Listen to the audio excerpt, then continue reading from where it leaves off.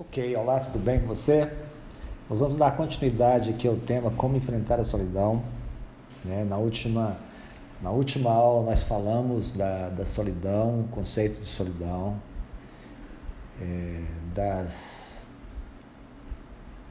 da solidão na Bíblia, quando a Bíblia trata da solidão em suas diversas formas. Então, o que nos permite entender que todos nós estamos vulneráveis à solidão, né? Seja ela por uma atitude voluntária, uma opção, ou por uma condição forçada, né? E falamos também do momento que nós estamos vivendo, nós somos forçados ao isolamento social, né? Que embora a gente tenha à nossa disposição os recursos tecnológicos, mas não são suficientes, né? A igreja está sem congregar, muitas delas sem congregar, né? Sem se reunir. Estamos impedidos de abraçar, né? De conversar, de tocar as pessoas, por uma condição imposta por um vírus. Então é um momento muito oportuno para a gente falar desse tema, que é a solidão. Nós falamos na última aula das causas da solidão, né, que tem causas sociais, as causas da tecnologia, as causas espirituais, as causas psicológicas, as causas dessa competitividade que nós somos expostos diante de um consumismo exagerado, em que nós somos estimulados a consumir cada vez mais e a consumir aquilo que às vezes não é nossa necessidade, mas as propagandas nos induzem a isso, né? E quando eu não consigo atender essa demanda, ter o último celular, a última TV, né? A casa, o carro, eu não me sinto participante. Isso me deixa numa situação de solidão também. Então são várias as causas e é um assunto que eu tenho que analisar, né?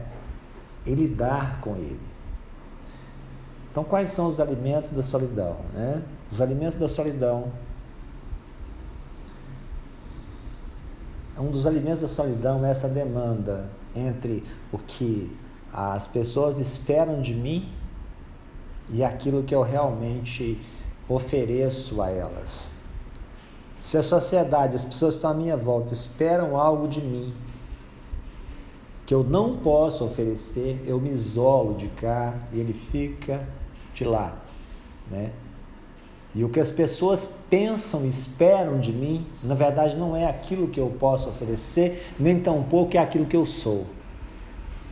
E o homem sábio, o homem que busca o crescimento, é aquele que não é seduzido por aquilo que as pessoas pensam que ele é.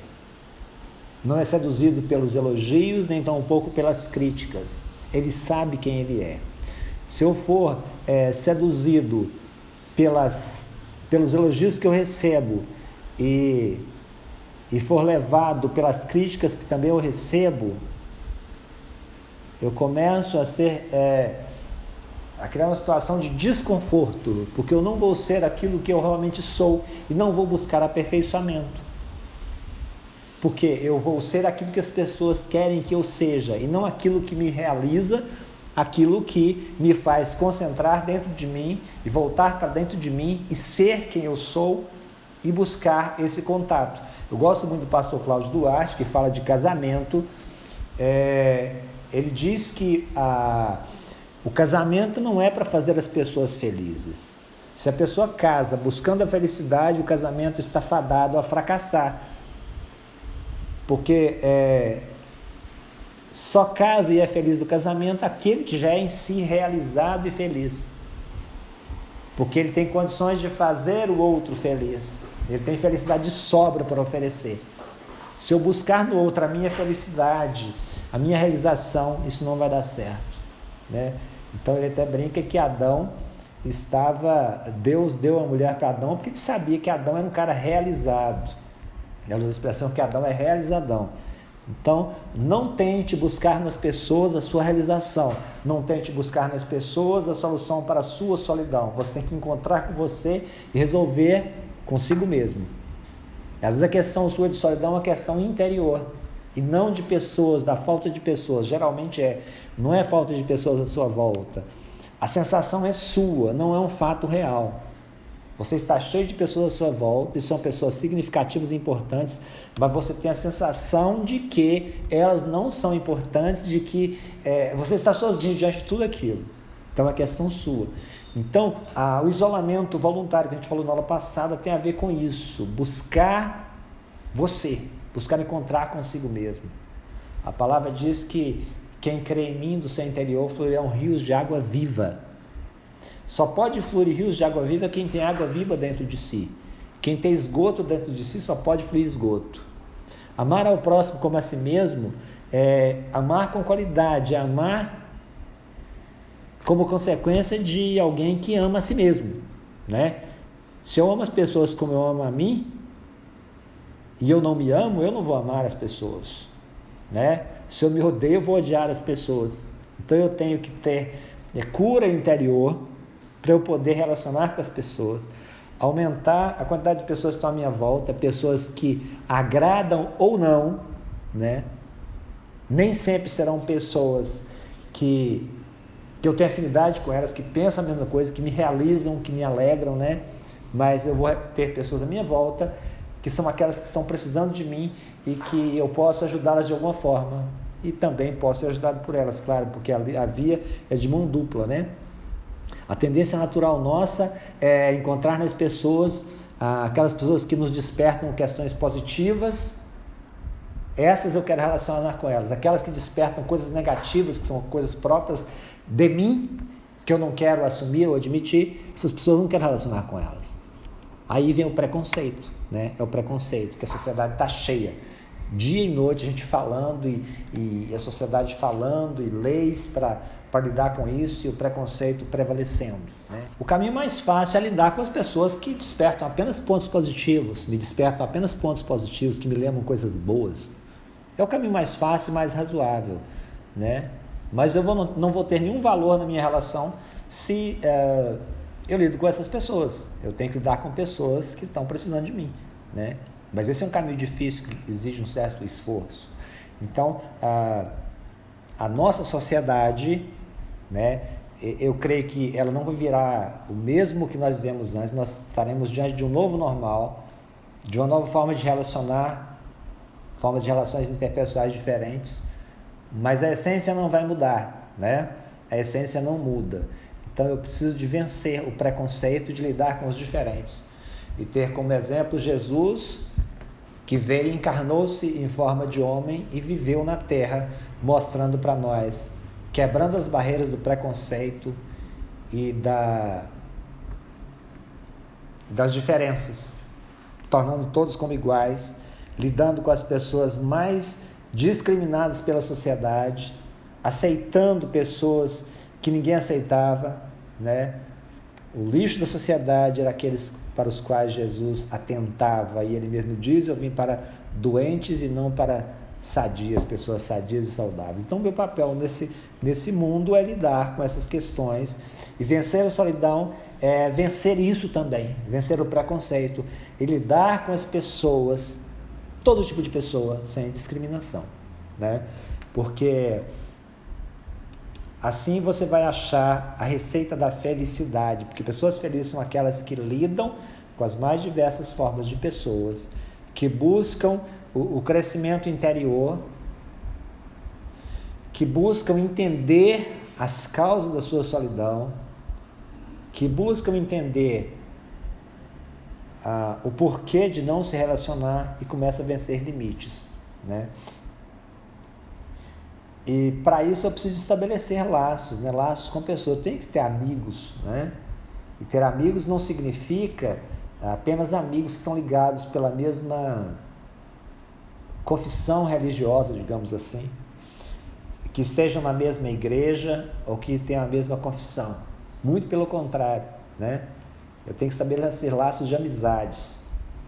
Não que eu vá fazer tudo que eles fazem, mas eu tenho que lidar com eles da mesma forma como eu lido com os demais, sem preconceito e sem discriminar a forma como eles vivem, né?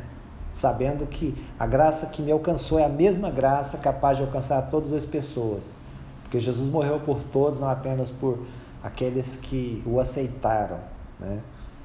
Então, evitar o preconceito é uma das formas de você vencer a solidão. Então, o alimento da solidão são essas questões de cada um no seu mundo individual, unindo aos seus semelhantes iguais na forma de pensar, na forma de agir, na forma de se estruturar socialmente. E isso causa solidão, né? Isso causa essa disputa meritocrática, ela causa individualismo e causa solidão, esse medo, né? Alimenta a solidão também a questão da forma como a pessoa se vê, a forma como ela se enxerga e a forma como ela reage, né? O medo de reagir, de perder o controle das emoções, faz com que as pessoas fujam dos relacionamentos, né? As famosas pessoas de estupim curto, que não levam desaforo para casa, né? Isso é tratado como um trunfo. Não, eu sou sincero, eu tenho estupim curto, eu não levo desaforo para casa, né? O que eu tenho que falar, eu falo na cara. Será que isso sempre é uma virtude? Às vezes sim, mas nem sempre, né? Nem sempre isso é virtude, né? A pessoa ser sincera é uma coisa, agora a pessoa ser sem educação, desajustada, ferir as pessoas, é consequência de alguém que não foi curada, ela não foi resolvida interiormente, precisa ser tratada, né? E as pessoas, essa questão desse medo de perder o controle também isola as pessoas, já que tudo que eu falo as pessoas não querem ouvir, eles não acham graça das minhas histórias, né? Eles não estão dispostos a aceitar aquilo que eu falo, o meu jeito de ser, então eu fujo, eu me isolo. Então alimenta a solidão, o medo das pessoas de expor, de sair aquilo que está dentro dela, né? E as pessoas vivem nessa questão, elas vão se arriscando, elas fazem tentativas, né? Será que vai dar certo? Né? Tentou, se tiver reprovação, ela se retrai. Existem pessoas que são mais tímidas que as outras, né? Morrem de medo de se expor, as pessoas caladas e silenciosas, ela se arrisca e geralmente quando ela tem medo não vai dar certo, né? Como é que eu já falo, o que temia me sobrevém, é o que eu temo me sobrevém. Então ela vai, quando ela solta, ela se expõe e ela é reprimida, não é aceita, ela se retrai para dentro de si novamente e fala, realmente eu tenho que ficar calada, eu tenho que me isolar, né? Ela não se expõe, não fala o que tem que ser falado, né? Muitos casamentos de casais que vivem 20, 30 anos e o cônjuge não sabe quais são as coisas que o outro gosta, né? Ele guarda segredos, ele tem medo de falar e não ser aceito pela esposa, a esposa tem medo de falar e não ser aceita pelo marido, fica a vida toda sofrendo com aquelas questões isoladas, isso causa solidão, né? A esposa que não tem essa coragem pelo medo, o medo do divórcio, o medo da perda, né? Então essas questões, isso não pode permanecer, porque isso causa solidão, a solidão psicológica, né? E talvez a sociedade não está preparada, jamais a sociedade está preparada para que a gente manifeste o que a gente tem que manifestar, exponha o que a gente tem que expor. Mas nós temos que ir tentando, expondo, porque se eu ficar retraindo, segurando tudo dentro de mim também, causa um sofrimento muito grande, né? Causa um sofrimento muito grande e você vai ser infeliz e solitário. Então a gente tem que equilibrar entre casal, por exemplo, entre o dia que você tem que falar, né? E o dia que você tem que calar. Você não tem que calar sempre, só o outro falar. Você causa um anulamento do outro. Isso não é saudável, né? Tem que ter momentos que você tem que falar também, você tem que, digamos assim, a gente fala, soltar os cachorros também, falar o que tem que falar, né? No equilíbrio, sem gritos, sem gritaria exagerada, né? Mas falar o que tem que falar e diz que você tem que calar. Você vê que o dia que o outro não tá para pobre, você fica na sua, porque o negócio tá feio. Você sabe o dia que você chega em casa e que a coisa não tá boa para você, então você fica caladinho, né? E assim, todo relacionamento, né? As pessoas que você relaciona com, você sabe também qual que é o limite da pessoa, né? Então, a gente tem que lidar com essas coisas, porque essas coisas alimentam a solidão, São pessoas que tem uma palavra que chama refratário, né? Refratário é aquela, essa palavra a gente ouve muito, vasilhas refratárias, aquela que você coloca no fogo e vasilhas de vidro refratárias, você pode colocar no micro-ondas, no forno, ela não quebra, né? Então é refratário, né? Que ela não recebe as coisas. Então tem muita gente refratária, especialmente nesse mundo moderno. Essas pessoas estão felizes com esse isolamento social, né? Porque ela não consegue se abrir para ninguém, ela se fecha dentro de si e ninguém entra, ninguém sai, não sai nada de dentro e ninguém entra também, ninguém penetra no seu interior, ninguém é capaz de entrar, né, e de ser aceita por ela. Ela não quer saber disso, né? Ela é uma pessoa que realmente vive isolada. Essa pessoa, essa forma refratária das pessoas causa solidão também, né? Então essas questões psicológicas afetam e alimentam essa solidão, né? As circunstâncias, nós falamos na aula passada, as circunstâncias são algo que causa muita solidão também, né? Quando você muda de cidade, uma questão de enfermidade, né? Que você tem a sensação de que você está sozinho naquela jornada, né? O que eu disse no começo da outra lição é que a sensação de que você está sozinho nessa, de que você não merece isso, é a solidão pior que existe, né? Deus esqueceu de mim, por que eu estou passando por isso, né? Por que eu casei tudo certinho, eu e minha esposa namoramos, casamos tudo certinho, fiz tudo certinho, era para dar tudo certo, por quê? Né? São as indagações do salmista que várias vezes fala disso, por quê? Onde está o meu Deus? Parece que o Senhor se escondeu de mim, né? Por que só eu passo isso? Porque ninguém, por que o cara está prosperando e eu não estou? Por que essa doença não veio para uma pessoa ruim? Por que a pessoa tão boa está num leito de enfermidade, aquela pessoa que tinha que ter morrido há muito tempo não morreu? Então essas questões são uma forma de solidão muito difícil de lidar com elas, né? Porque você pensa que você está sozinho nessa, e na verdade não é.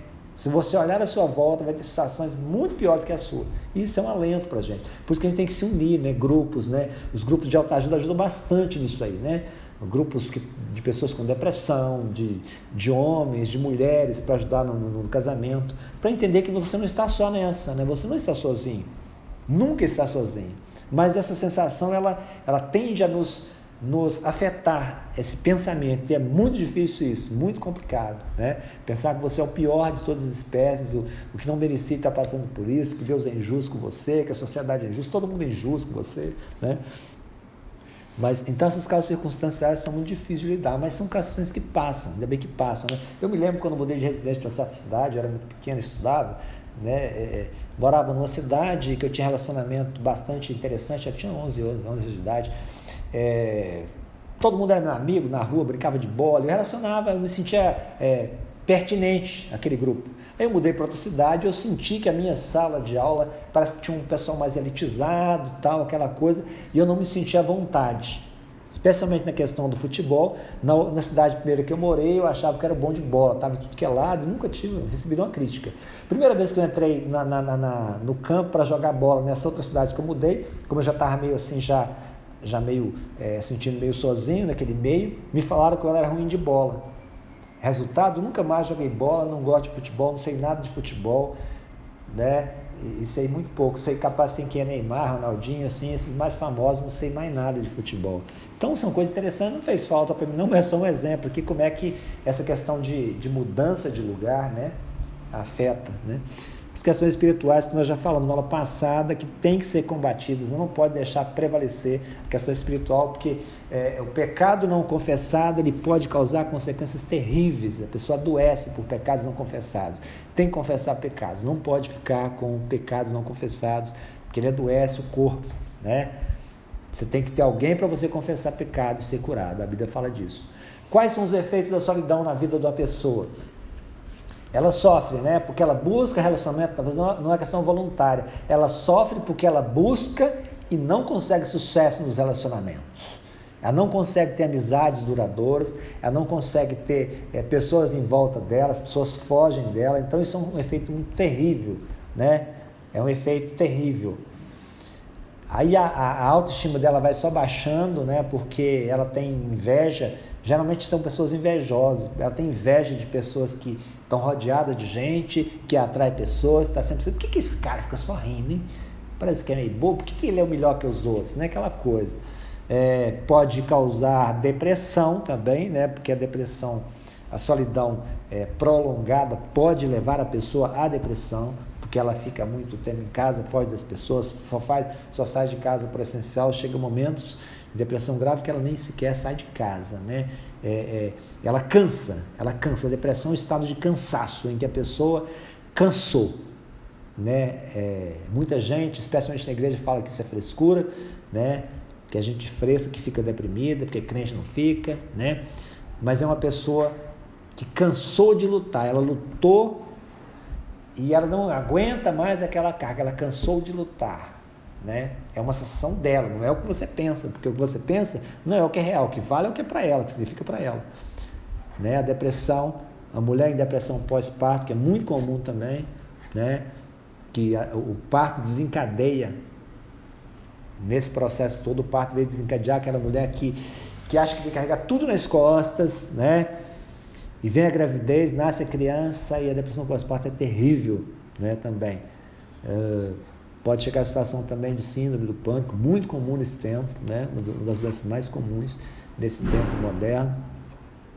E a solidão pode causar efeitos extravagantes também, porque a pessoa vai ficando dentro de si com aquela pulsão dentro de si, né? Aquela coisa pulsando dentro dela, que ela não consegue relacionar com pessoas, as pessoas não aceitam, e preconceito, né? Preconceito, bullying nas escolas, por exemplo, né? No meio que lida, é muito comum as pessoas solitárias sofrem bullying, né? Uma coisa vai puxando a outra. A Bíblia fala que um abismo puxa outro abismo, e naturalmente é assim, né? Pessoas que têm problemas já na sua infância, de rejeição na sua infância, e vão sendo rejeitadas pela história, né? O pai fala uma coisa, o professor repete a mesma coisa, é uma coisa espiritual, parece demoníaca, porque vai repetindo, né? O pai fala assim, você é burro. Aí, lá na escola, daqui 10 anos, o professor fala, você é burro. Aquela fala do professor tem até o mesmo volume, o mesmo som da fala do pai, uma coisa que percorre, realmente eu sou burro. Meu pai falou, depois o professor falou, o outro falou de novo, e aquilo vai criando, né? O colega fala e vai. E esse silêncio, geralmente pessoas solitárias sofrem muito com silêncio, são muito pessoas que têm vivem muito para dentro de si. Só que em alguns momentos isso acontece, pode acontecer situações inconvenientes, né? Temos aí todos nós somos plenipotenciários na criminalidade, digamos assim, né? Nós somos homicidas dentro de si, potenciais homicidas, né? Chama plenipotenciais dentro de nós, somos estupradores em essência, né? Dentro de nós tem isso, né? Tem essa coisa que é o pecado que habita dentro de nós. E essa pessoa solitária pode ter como efeito dessa solidão esse comportamento extravagante, sair, né? Um estuprador, um criminoso, e pode fugir para as drogas como uma forma de fuga, como forma de amizade. Se ele não aceita em casa, não é aceito na escola, o traficante abarca todo mundo. Os usuários de drogas, né, abarcam todo mundo, porque tem todo um fim financeiro. Então, o uso de drogas e violência também, né? Ele parte para o mundo de violência porque ele se sente poderoso e ele vence o limite dele, né? Esses serial killers, esses ataques que é muito comum nos Estados Unidos, porque tem muita arma também, né, liberada, tem muita questão de massacres, são geralmente de crianças assim, de crianças solitárias, de adolescentes solitários, né? Então são efeitos da solidão. Como nós vamos lidar com isso? Como você pode lidar com isso se você está passando por momentos de solidão, se a solidão é uma constante na sua história? Primeira coisa, admitir, né? Admitir que eu estou passando por momentos de solidão, eu tenho problema com solidão. Identificar as suas causas, acho que diante disso nós falamos aqui, já dá para ter uma ideia, né? Se você não consegue ainda identificar sozinho, é bom buscar um tratamento, um aconselhamento pastoral e uma ajuda, né, para lidar com isso. Mudar a forma de pensar, de agir, de conceitos, formas de agir, vai tentando, não tenha medo, se arrisque a ver as pessoas de forma diferente, a lidar com o preconceito, de aceitar as pessoas, se arrisque a sair do casulo, sair para fora, Estou falando, nós temos isolamento social, tem que evitar, mas de sair de dentro de si, se expor para o outro e aceitar os outros como são. Encare isso de frente, num ato de coragem, né? A autoestima, precisa desenvolver a autoestima de fazer algo que dá alegria ao seu coração, romper. E romper não é tão fácil, romper com os limites, né? As pessoas em volta vão sentir e vão estranhar, mas você precisa de encarar isso e colocar como um projeto. Se as pessoas estiverem estranhando, tá nem aí. Continue no seu processo, porque você que precisa ser feliz e não o outro. Você não tem que viver para agradar as pessoas, somente para agradar as pessoas, né?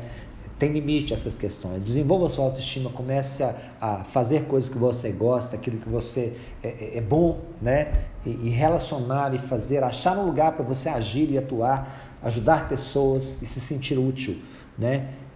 Incentive novos contatos, novos relacionamentos, né? Relacionamentos sociais. E mude essas atitudes que promovem o isolamento. Comece a entender o porquê que eu estou isolado, né? Não estou falando do isolamento social, uma coisa, né? Com uma coisa real. Agora, esse isolamento seu dentro de si, por quê? Busque entender isso, mude as atitudes com relação a isso. E busque o crescimento espiritual, porque a melhor companhia, na verdade, ainda continua sendo a palavra de Deus e Deus na sua vida, né? Especialmente nesse tempo que não está sobrando quase nada para nós. Esse tempo de isolamento social, de tanta incerteza, de tanta destruição da natureza, de tanto caos, de tanta fome, de tanta miséria, de tanta falta de esperança, de falta de igreja para a gente congregar, né, fisicamente, abraçar. Somente Deus, né? Somente Deus é a nossa companhia, o nosso refúgio, a nossa rocha inabalável. Busque na oração, no perdão de pecados, a sua companhia, né? E busque especialmente no sentido de você lidar com isso, lidar com essa solidão, né? Na forma de ver as pessoas, de aceitar as pessoas e de lidar com as pessoas. Isso é fundamental.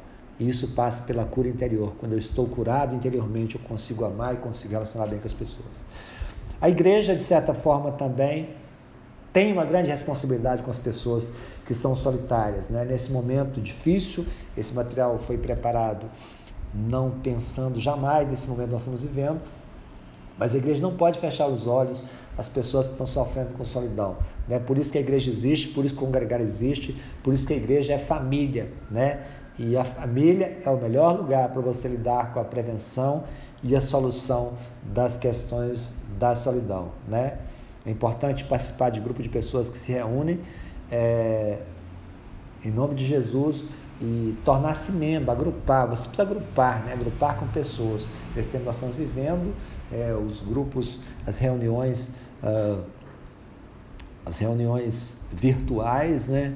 As reuniões virtuais, as conversas virtuais é que tem prevalecido, né? Espero que a gente possa vencer esse tempo. Não sei se a gente volta ao que era antes, mas nesse novo normal que a gente possa estar lidando e buscando solução. E a igreja tem uma responsabilidade com essas pessoas, de lidar com essas pessoas que sofrem com a solidão, porque ela é uma questão presente no nosso tempo, no nosso século, talvez seja mais ainda pelas questões decorrentes dessa pandemia, que a gente não vê o horizonte muito preciso ainda para ter um fim, né? Mas nesse novo normal, né? Nessa limitação de abraços, de encontro, de relacionamentos físicos, nós possamos achar estratégias, a igreja achar estratégias para lidar com as pessoas que sofrem com solidão e podemos vencer esse limite pela graça de Deus, porque acima de tudo o Senhor é Deus e o relacionamento, Deus se importa com os relacionamentos e quer que nós nos relacionemos uns com os outros. Somos como porco-espinhos, voltando à fábula, como porco-espinhos que temos espinhos para que ninguém encoste em nós, para não sermos atacados como uma forma de proteção, mas sentimos também frio e precisamos nos encostar para nos aquecermos. Quando nos encostamos, nos espetamos e nos afastamos, mas nesse afastar e ajuntar está a nossa realização. Nós precisamos dos dois momentos, né? E nessa luta que haja um equilíbrio e que nós busquemos a felicidade, busquemos agradar ao Senhor acima de tudo, porque para isso nós vivemos, não é apenas uma relação pessoal, mas agradar ao Senhor que nos fez e que está preocupado. E a Bíblia fala que se eu não relaciono com o meu irmão que eu vejo, toco, eu não posso dizer que eu relaciono com Deus. Ou se eu não amo meu irmão, eu não posso dizer que amo a Deus. Porque o meu irmão eu vejo, eu toco, eu sinto. E Deus eu não vejo. Então, Jesus também fala que, especialmente nesse tempo de muita dificuldade, gente passando fome, Jesus fala que se eu não visitar as prisões, não der comida porque tem fome, não der roupa porque passa frio, eu não estou amando Ele, porque Jesus está nessas pessoas, Ele fala, né? Ele fala que está nas pessoas que passam fome, nas pessoas que estão presas, nas pessoas que passam necessidade. Então eu tenho um compromisso espiritual de abençoar as pessoas e de se relacionar. E relacionar é vencer a solidão que nos afeta todos os dias, nos tende a nos jogar nesse espaço solitário. Que Deus nos abençoe em nome de Jesus.